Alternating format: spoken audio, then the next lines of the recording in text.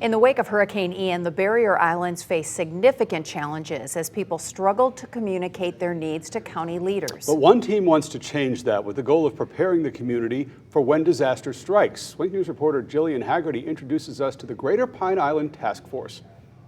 I spoke with two members of the Greater Pine Island Emergency Task Force. Now, they explained to me after Hurricane Ian that changes needed to be made revolving around better communication, response times, and even recovery.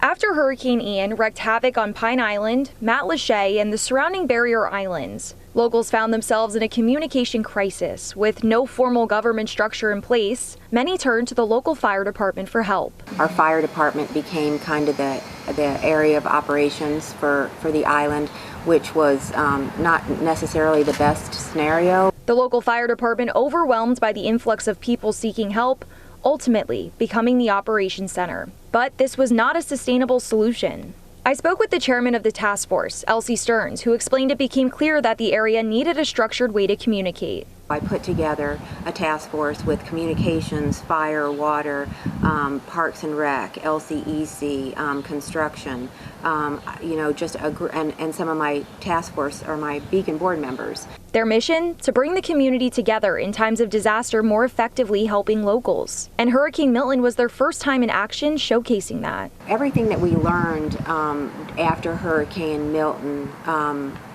I feel like we just hit it, we really hit the nail on the head. And so there's always something new to be learned, but teamwork makes the dream work. Secretary for the Board of Directors, Joanne Lembo, told me there is improved resource distribution, quicker responses in times of crisis, and more. But storms are inevitable now.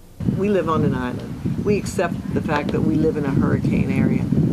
And so, we have to do this. And it's no longer 100 years or 200 years. It is what it is. Those members of the task force explained to me they're actually going to be having their first meeting in just a couple weeks right here at the Beacon of Hope on Pine Island. But they assured me they are confident going into this year's hurricane season. But for now on Pine Island, Jillian Haggerty, Wink News.